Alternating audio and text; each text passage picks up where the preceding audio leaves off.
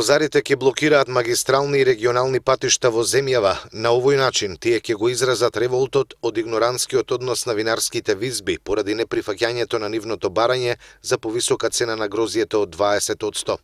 Од регионалното здружение Напредни лозари утринава упатија јавен повик до сите лозаропроизводители кои сакаат да дадат подршка на најавите за протест, вечерва да дојдат на собир на градскиот плоштад и да се утврди терминот кога ќе започнат протестите. Револтирани сме од неисполнетите ветувања од владата и игноранскиот однос на визбата, рече председателот на Напредни лозари Трајче Кулев. Со последниот состанок што беше во министерство, значи напредок не постигнаме, значи останаа цените исти, 13 со 11 и тие не одат во прилог на разбирање и меѓу фирмите и меѓу лозарите. Значи ние сме во загуба. Така да мора нашиот револт ние да си го искажеме преку, да не речам, протест. Мораме подхитно, тука ги повикувам сите лозари, значи да дојдат да ни дадат подршка и да постигнеме некоја реална цена, ако може да се избориме за повисоки цени. Протестот е планиран да се одржи по магистралите, значи или регионалните патишта.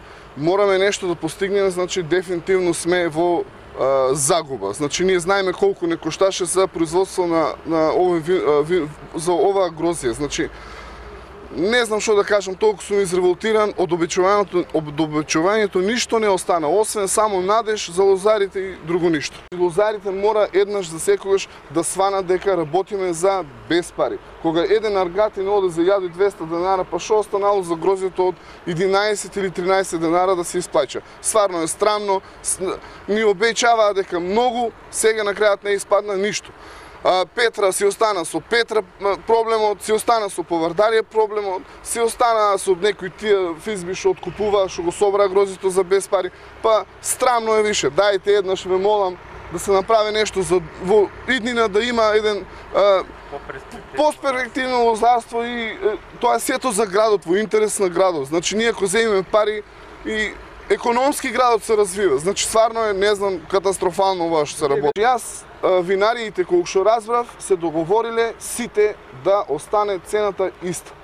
Значи 13 со 11 и да не покачуваат. Они знаат колку нас не кошта тоа. Значи они знаат колку е 1 килограм грозје да се произведе по реална цена. Значи они самите го знаат тоа. Они кажаа дека треба да се покачи. Ама од сето тоа остана само ветеното. Јас сум крајно изреволтиран и од владата, значи владата не обеќаваше многу, на крајот испадна ништо. Јас бев смирен, мене луѓето ми викаа уште пред тоа на протести, јас бев смирен, али еве, тоа наше смирување до каде дојде. Значи сега јас да бидам виновникот, а они да бидат се окей. Значи ние лозарите додека не се обединиме, додека не разбериме дека еднаш треба да испаднеме на протест и нашето незадоволство да си го кажеме. Додека кажуваме од дома и пишеме по фејсбуци и по воа, да испаднеме надвор, да си го кажеме нашиот револт. Првиот човек на здружението е дециден, доколку нема масовна подршка за протест, ќе си даде оставка и нема во иднина да ги застапува интересите на лозарите.